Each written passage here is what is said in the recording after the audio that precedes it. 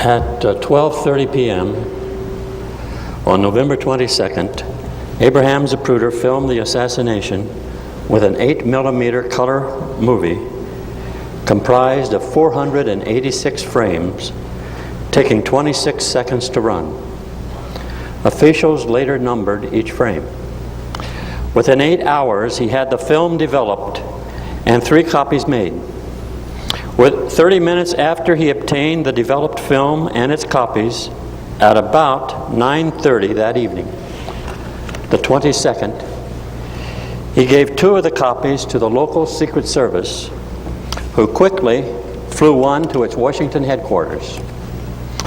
2 days later, Sunday the 24th, Secret Service headquarters directed the other copy be flown to Washington, where the FBI would make a copy for itself, which it did. On Tuesday, the FBI returned the copy to Dallas. On Saturday morning, the 23rd, 20 hours after he had recorded the movie, Zapruder sold the original and the remaining copy to Life magazine for a small fortune.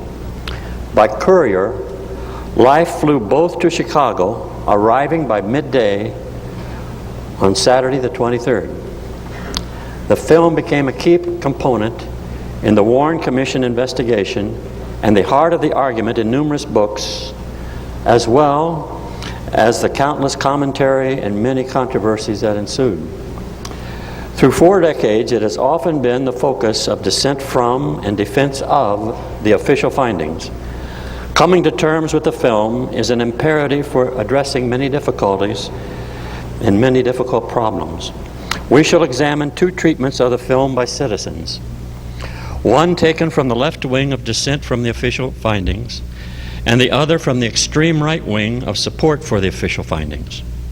Then we shall note one of the many instances of the Warren Commission's clever but corrupt use of the film, and conclude by noting 2 of the many important evidentiary facts the film holds for those who insist on seeking the truth about the murder of President John F. Kennedy. For more than 25 years, a group of assassination theorists have charged the federal agencies corrupted the film in order to sustain the lone assassin conclusion of the Warren Commission, as well as to protect the conspiracy they claim slew JFK. They point to a number of apparent inconsistencies within the film, curious details in some frames, and other allegedly odd elements, but all sufficient, they insist, to argue the film has been surreptitiously altered. To achieve that pernicious end, they further maintain, conspirators spirited the film away the day of the assassination to a secret site, inflicted forgery upon it, and then covertly returned it to Zapruder in time for him to sell it the next day. In recent years, their ranks have grown in number, and their arguments have become more forceful, some would say strident. They have appeared on numerous radio and television shows. They have presented their charges and assertions in lectures and meetings to numerous individuals uninitiated in the factual details of the assassination. And among librarians and archivists and journalists, they have assiduously promoted their doctrines with what must be termed missionary zeal. Let us examine the charge of corruption. The initial difficulty a critical view confronts rests on the corruptionists' apparent impoverished grasp of the facts that ignores the absolute lack of any early knowledge of what the film held. By early afternoon of the 22nd, knowledge that Zapruder had taken a movie was rather widespread. An understanding of what was on the movie was not. Zapruder himself did not know if his amateur filming had captured the assassination. This profound uncertainty lasted until about 4:30, when in the Kodak laboratory in Dallas, Zapruder permitted the just process film to be shown to a small group of largely staff personnel, where the gripping scenes shocked the viewers. So these claimed forgers would not have known its contents before 4:30 p.m. Indeed, the possibility that Zapruder's endeavor to film might have fizzled was real. Some other films taken that day in Dealey Plaza have turned out to have blank sequences, or were shot in non-important areas, or were otherwise not with much merit. Then further compounding the alleged conspirators' black designs is a staggering fact that over 700 films of all types were taken that day, totaling perhaps 30,000 frames. How then could any of these unnamed sinister individuals who allegedly manipulated the film know that Zapruder's film alone, out of all of these, was the evidentiary jewel, the pearl in a tub of pebbles, and not Bronson's or Hughes's or any of the others? They could not. Next, we observe that on the first day, federal officials involved in the investigation, the FBI, the CIA, the Secret Service, and perhaps others, were decidedly casual about all film, meaning the federal tainting of the film was not yet underway. The FBI even issued orders not to collect any film, including that shot by professional photographers. The only photographs and motion pictures the FBI examined were forced upon them by the media, like the Zapruder film and Dillard's photographs and Willis's slides. Film they could not prudently avoid without having public focus upon the Bureau. Zapruder actually had to thrust his movie into Secret Service hands. The CIA's first study was based on Life magazine's published photographs about 4 days after the assassination. The FBI ignored it until the 24th, where in the hundreds of thousands of pages of the documents, which I have read, that relate to those first few days, is there any concern about the evidence in the film? I have not found it. And it would have had to have been there if they were really concerned about the evidence it held. Also critical to the refuting the corruption charge is the fact that the cabal had no opportunity to steal it. The chain of possession is thoroughly attested. Theft was impossible. No film stolen, no fraud committed. Because of the time necessary to perform the various alleged alterations, it had to have been stolen hours before sale. After Life owned it, manipulation would have been impossible.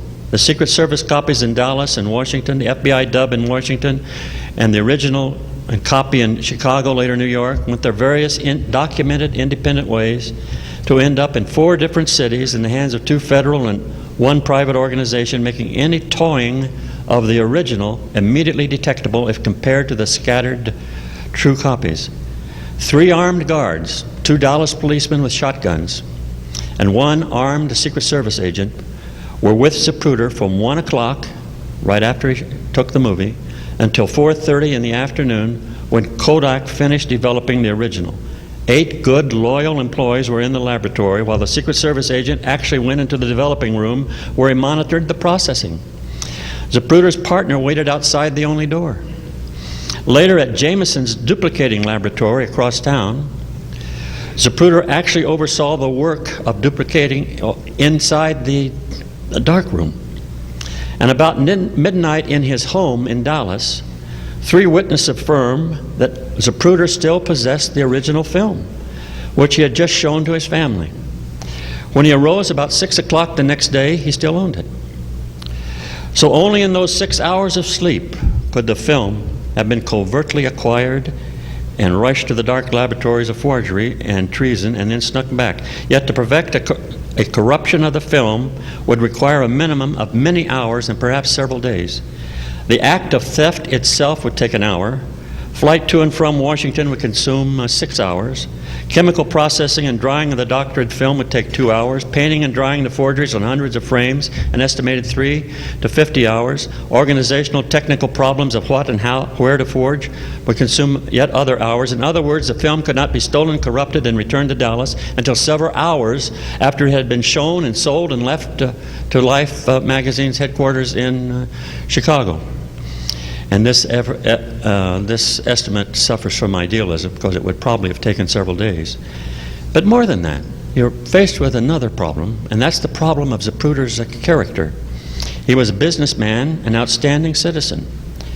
Zapruder was an astute businessman, long inured to the ways of buying and selling and pressures and procedures, and from the outset, from the very moment he got back to his office, he said he intended to sell the film and refused small offers on his way to the Kodak laboratory. He would never have jeopardized the value of his film by permitting it to be manipulated. And this Russian immigrant, Zapruder, like so many of those immigrants who have arrived on our shore, impoverished, and by sweat and toil gained a better life, was a loyal American. There's no way around that. But in addition to Zapruder's personality being a barrier that cannot be scaled by the charge the film was corrupted, and in his home that night was his married daughter, Myrna. She practically worshipped John F. Kennedy. With a fierce, unquenchable loyalty, she would never have permitted anyone to take or tinker with that film. Only by baldly ignoring her presence and hiding her Blondelian loyalty can corruptionists assert their claim that the conspirators purloined the film. But what has been said of Zapruder is even more true of life in terms of its commercial interests. It would brook no interference in this money-making machine that they had acquired by purchase in Dallas. But in addition to these already advanced arguments, the claim of forgery must have included a number of insurmountable technical problems. To accomplish a covert corruption of the film, the unnamed conspirators would have to possess the equipment necessary to pull it off. The mucking work would require sophisticated and costly machinery, along with a range of highly trained technicians. But there's no evidence whatsoever presented that they possessed that machinery. Not a single piece of evidence. But more than that, on Sunday the 24th, the Washington FBI office could not even make a simple dub of the Zapruder copy that they had received in Washington from the Secret Service. They had to wait till Monday till a local private lab opened so they could make it. And more than that, in Dallas, FBI agents held the film up to a naked light bulb to see what was on it. They weren't quite sure what was there, except Kennedy was on there. The CIA, with its vaunted MPIC, National Photographic Intelligence Center, did not possess even an ordinary projector to enable it to view the film on Sunday the 24th. And when I interviewed the head of that lab, Dino Brugioni, he was very clear. 82 years old and his mind clear as a bell. He said the Secret Service came that evening and the director of the CIA called Brugioni up at home and ordered him into the lab. And he was to make duplicates of certain frames, all concerned with the area around Stemmons Street sign. Secondly, to time the film. And they did not have a projector to even show the film. And they had to open up a local private photographic lab in Alexandria, Virginia, and take out a movie projector to take it to CIA headquarters so they could look at it. Even more stunning is the fact that when the CIA on Monday the 25th studied the Life magazine photographs, it concluded the shots that had been fired on Dealey Plaza were fired at frame numbers violently clashing with the official Oswald lone assassin scenario and defined a conspiracy. In itself, that posed the kibosh over the face of the claim the CIA corrupted the official film. They said the film showed it was a conspiracy. Even with machines and specialist handlers available, which they were not, the procedures they would have to follow to commit forensic crime are so extraordinary and scientifically difficult, they render a charge of forgery as irrational as it is preposterous. One frame, a quarter of an inch wide, would have to be projected to a 3-foot wide screen, photograph taken, then you'd have to work at it. You'd have to get color balance, light balance, and on. And then it would have to be photographed back down. And you'd have hundreds of those frames to work at.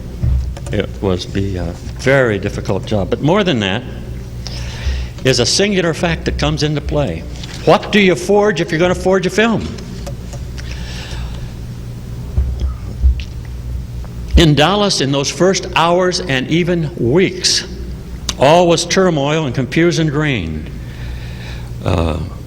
Command posts were awash with rumors and rife with controversies.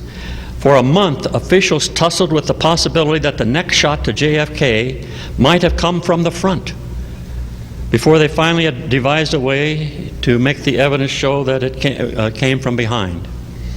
Not until September 1964 2 weeks before the Warren report was issued, did officials desperately resort to hearsay 5 times removed by a Washington desk clerk without any knowledge of or training in or comprehension about the subject of fingerprints, J. Edgar Hoover, to claim that Oswald's palm print was found on the rifle. The official evidence defined the print as not related to the rifle found on the 6th floor depository. So they did it by fiat. Hoover wrote a letter. And it's curious that you would take testimony in the assassination of the President of the United States by correspondence, by someone who's not an authority. And so the eyewitnesses were not fully identified for years, and critics continued to work on it. And for several days, officials did not impose frame 210 of the Zapruder film as the time of the first possible shot by Oswald, and on with hundreds of bits of evidence. What then could these claimed forgers know to forge in only those first few hours that they had to do the forging? More than that, they claim that the film was forged to mask a conspiracy, and in this they are adamant. Yet the film, as it now exists, not only clearly proves a conspiracy killed John F. Kennedy, but it does so in many solid ways. And that fact, it seems to me, means the film was not forged to hide a conspiracy. So I claim that this charge of altering the film is not even a theory, because a theory requires a wisp of fact to have legs to walk on. And I can't find any facts. So let us go now to another area. And this is the use of the Zapruder film by an extreme right-wing defender of the Warren Commission findings. And this would be Gerald Posner. And he wrote a bestseller, Case Closed, Lee Harvey Oswald and the Assassination of JFK. Now in these books defending the Warren Commission, you have to treat, and by serious publisher and serious authors, you have to treat them seriously. You don't say that they're no good because you don't like the man. You look at it in terms of the facts. And you have to relate those facts to the evidentiary base and do it very, very carefully, which is what I have done, as well as several hundred other individuals in America. So it's not a immediate reaction. It's a very careful study and relating to the evidentiary truth. And this is how you must treat anyone that supports the Warren Commission findings. And as I go through Mr. Posner's work, I found many, many areas that were less than satisfactory. And I'd like to go into one of them, if I may. In Case Closed, he argues that the official determination that Oswald fired a shot at frame 210 is not correct. According to the Warren Commission and its official findings, that it would be impossible for someone in the Texas School Book Depository, easternmost window of the 6th floor, to have fired a shot before frame 210. A tree blocked the site, and you'd have to wait until after frame 210. That's almost an iron fact of the assassination. And he claims that a shot was fired about 2:24, and that shot went through John Kennedy and then through Governor Conley. And for that, he musters 2 pieces of evidence, in addition to omitting, unfortunately, a lot of other evidence that would have given him a lot of difficulty with his argument. And he says that in frame 224, you can see the governor's lapel flip. It flips. It flips when the bullet passes through.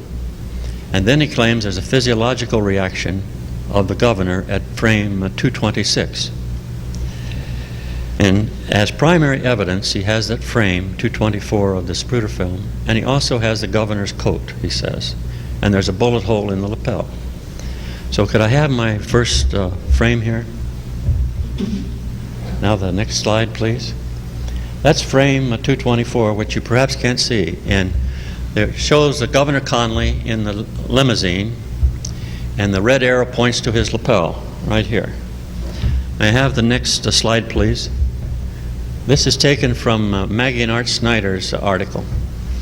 And there's the governor's, the hole in the governor's suit jacket. You see, it's not in the lapel where it flipped. It's right here. Mr. Posner is not correct, is he? The bullet did not flip the lapel. But if we could return to that first slide, please. You'll notice the flag on the president's car, right on the bumper. If you looked at the flag on Dealey Plaza, you'll notice that it flips, rustles in the wind. He omitted that in his text. But, so what happened there with the governor's lapel was that gusts of wind that windy day spasmodically went across the plaza. It created the flag waving, and it made Jackie's hat almost come off one time, and that flipped his, that explains that lapel. So that's an example of the misuse of the film, or imperfect use, perhaps would be a better way to say that.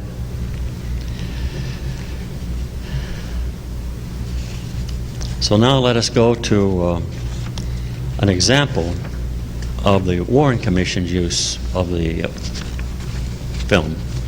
Well, we could use many illustrations. We will use just one. We could have a whole course, I think, just on the Warren Commission's use of the film. And what we'll do, we'll take their eyewitness.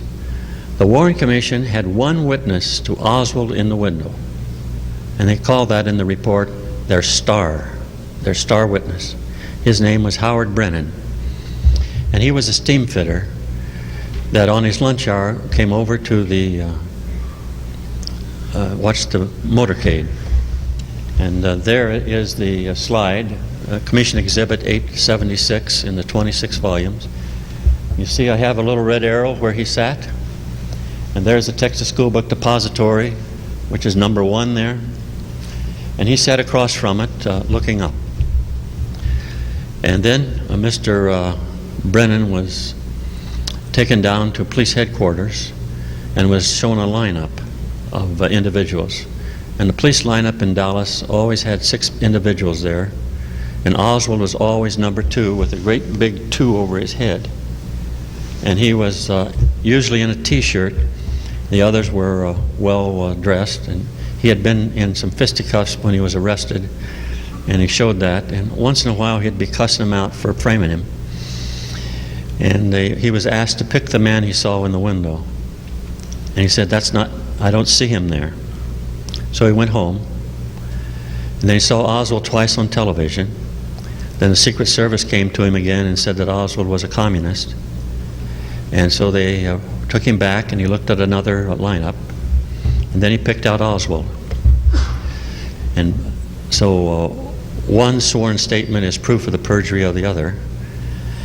And then David Bellin, the Commission Counsel, took him to Dealey Plaza in March. If I have the next slide, please. And then they did a reenactment. Much of the Warren Commission report is based on reenactment. It's called attorney's evidence. It's not based on facts. And what they did, they closed most of the windows in the Texas School Book Depository. They opened the 3 windows on the 5th floor where 3 eyewitnesses allegedly were standing or looking out. And then above, right above the easternmost window on the 6th floor where there's a circle around above the A, the easternmost window, you can't see it, was open just a little bit. And then he was asked, in what looks like legal language and very sophisticated approach, in what window did you see Oswald? And he circled 2. In what 3 windows did you see the ear witnesses? And he circled the only window in the Texas School Book Depository that can't be opened. Now, they also remark in the Warren report that Brennan appears on the Zapruder film, and that he picked himself out on the Zapruder film. I don't have those slides here. It takes a little bit of finesse to present them because it's a detail in the background. But what they left out was this, taking this from Sylvia Meagher, M-E-A-G-H-E-R, and Howard Rothman, R-O-F-F-M-A-N, and my own looking at the Zapruder film. You see Brennan sitting on the little wall, watching the motorcade go by, and he's looking to his left, and then suddenly, at frame 206, he turns and looks to his right. He doesn't look up. Brennan never looked at the window. And the next year in August 1964, he told CBS he saw John Kennedy's head explode in a great big halo of blood. And if you're watching Oswald shoot the shot, you could not simultaneously see the president's head explode. Brennan was not a witness. So this is a clever misuse of the film by the Warren Commission, or perhaps it's just inadvertency on their part. But it destroys the credibility of their star witness. They call him a star witness, and it's the only one they have external to the building. But then we go on to other points within the commission. Evidence within the film that prove a conspiracy. Now recall, the Warren Commission remarked and found that only after frame 210 could a shot been fired from that Texas School Book Depository and hit John Kennedy. So if we can have the next slide, please. This is frames 189 on the top and frames 190 on the bottom. It's very difficult to see here with the lights and the expansion of it. But what it shows is President Kennedy in his limousine coming down Elm Street. And the first slide is very clear and distinct. The second slide, right underneath it, frame 190, is fuzzy. Zapruder, when he looked at it, he said, you know, must be where I shook when I heard the first shot, or the tremble. And it was caused by an involuntary physiological response. That was his saying. And it suggests, Zapruder said, that must have been when I heard the shot. But more than that, Jackie Kennedy is in the limousine with her husband on frame 189 and 90. Jackie Kennedy is looking to her left at the crowd. And if you look at Jim Towner's photograph, which you can find in old issues of Life magazine in color, you can also see her looking to the left, to the south, at the crowd. She testified in May to the Warren Commission, who waited 6 months to take her evidence, that when she heard the shot, or something was wrong with her husband, she's turned. And you can see her turn in the 190s, 200s, to look at her husband. But more than that, the motorcycle policeman, who was right there, riding right next to her, about 4 feet from her husband, said that after he heard the first shot, Mrs. Kennedy turned to her right. Then more than that, Hugh Betzner took a still photograph at frame 186.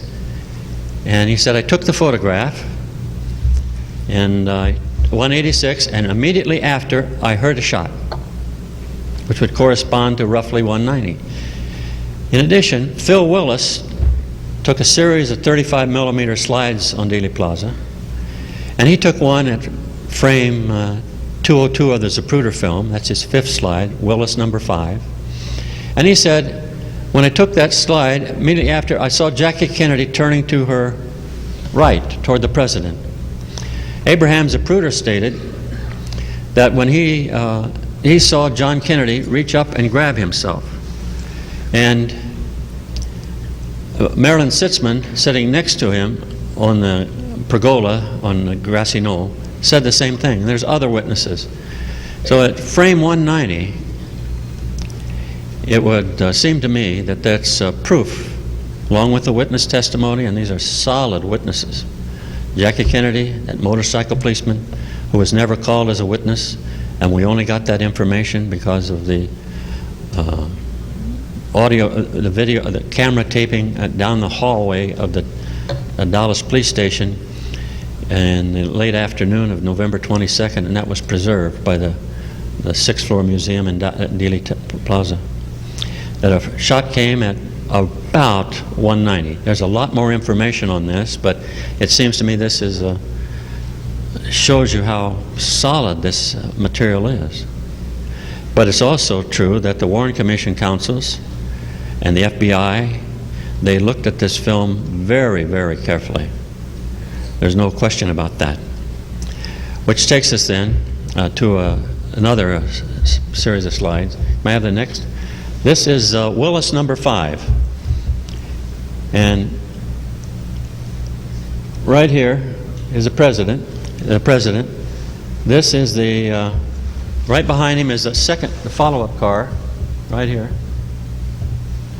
And these are Secret Service agents standing on the car. And right there is Dave Powers and Ken O'Donnell, the president's aides, and they have a view of Dealey Plaza and the grassy knoll. They'll later say that the 2 shots came from the grassy knoll. But if I have this next slide, please. Now this is the annotation of this slide. See, it captures Abraham Zapruder right there. See? He's standing there on this little concrete, 4-foot tall concrete abutment, shooting his film. Down here is the president, right here. And on a clear view of the slide, you'll also see another thing. Now this is less than half a second before the assassination, and the president's coat is not up. You can see his collar. And you might ask that of Mr. Spector later on, how that fits into the evidence of the single bullet theory. There seems to be a clash there, but the collar's clear. Now, Willis said, I took that slide, taking a series of slides, and just before I was ready to shoot, the shot went off, and the shot caused me to hit it. Click. Now, if we have the next slide, this is Zapruder 202, and here's the presidential limousine, motorcycle policeman, and back here is Willis. Have the next slide, please. This is a blow-up of a detail on that slide, and this is Willis right here. It's him taking the picture, 202. Then if you follow, he takes the picture, and the camera comes down, and he walks down off the into the sprocket area. That camera was moved the film through with cogs, and they stuck in little sprockets here, and it pulled it through. And when you reproduce the film, it doesn't reproduce the sprocket areas, and so you have to, at the original, it has those, and you can see him raising the camera, taking the shot, bringing it down, and walking off 205, 206 into the crowd. Now, Zapruder 202 captures that. He captures Zapruder. And that means that that coordinates a shot at approximately 190. And that's very powerful evidence. The way that was gotten around, when he testified in July, as Zapruder did, and they ran him through all the photographers in a day and a half, just a terrible rush. And they didn't ask him questions, and Willis himself said that they said, only answer questions we ask you. And he was really badly handled by Warren Commission Counselor Liebler. And what happened, they had to locate him on a map. The map is not as big as this sheet here, a little tiny thing. Since then, the National Archives hasn't been able to locate it, but saw it back in the 60s. And they asked him after he went home by correspondence where he stood. Asked him to write a letter, and so he wrote a letter to tell them where he stood. Then the map they used was a map made from in May 1964 in a reenactment. And by then the stem and street sign had been moved. We don't know how far, but it had been moved some. And so that skews it. And then the line is drawn from Willis to Zapruder through the stem and street sign. And that is not the way you should have done it.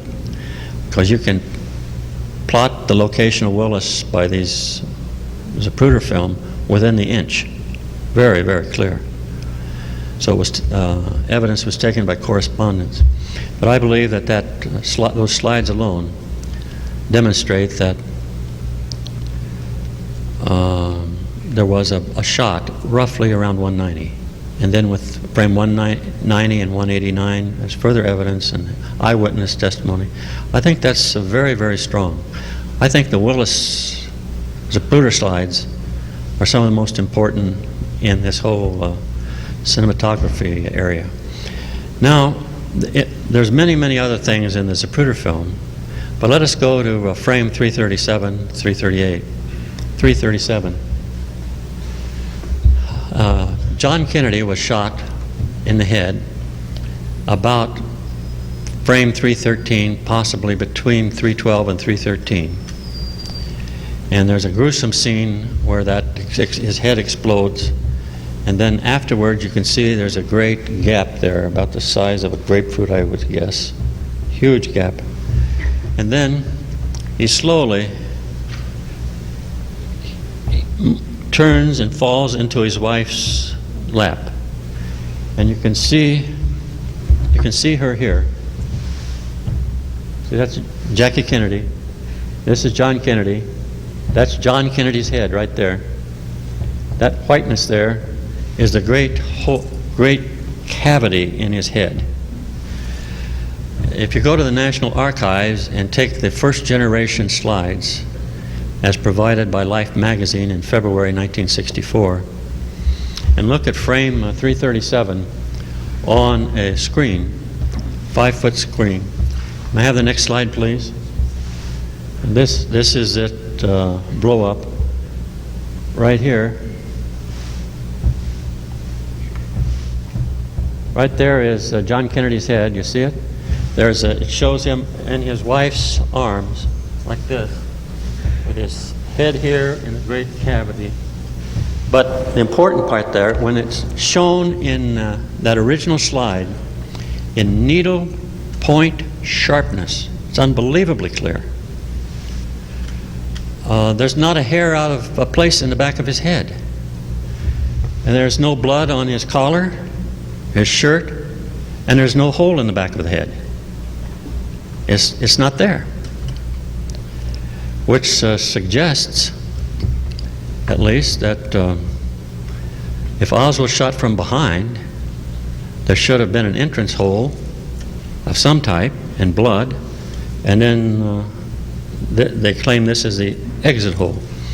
So it seems to me that one has to conclude by the photograph, 337, there is no hole in the back of the head. When you look at that frame, it's not there. But when you go to the very professional medical personnel in Parkland and other people who looked at that head, they do report a terrible wound back there. And you have to relate those two facts. And how do you relate that? Well, to my mind, I believe that the head shattered and the bone with the skin adhering sort of flapped back, act like a gruesome hinge. And it looks like a bullet explosion. But I'm doing that from an inference from this photograph here, 337. My point is, 337 is a very important evidence. We have to take that into consideration and relate it to the medical findings. But more than that, this frame 337 was well known to the commission, and they watched it up through, they had the slide shown to the commission members one evening in July in Washington, D.C., and they stopped at frame 334 And then 335 through 343, they lodged in the National Archives. And they never printed these films in volume 18, pages 1 through 81 of the Warren Commission supplementary volumes. And the individual responsible for that was Arlen Specter. He was the key to that. And he also, when he took the testimony on the slides, these were not by the individuals who did the actual work on the slides. These are indirect, and for legal reasons, that's an important legal point. It amounts to roughly hearsay. But Mr. Specter did that evidentiarily. I would really like to, if he has time, I'd really like to ask him that question of why that happened. Perhaps it was inadvertent, perhaps it was just a problem with publication or something. So unless you were a very careful researcher and went through everything in the National Archives, you would not see this. So I bring my remarks to a close here and say that the Zapruder film is basic to an inquiry into the President's death. And any serious inquirer into the fate of this constitutional republic must consider that film. Thank you very much.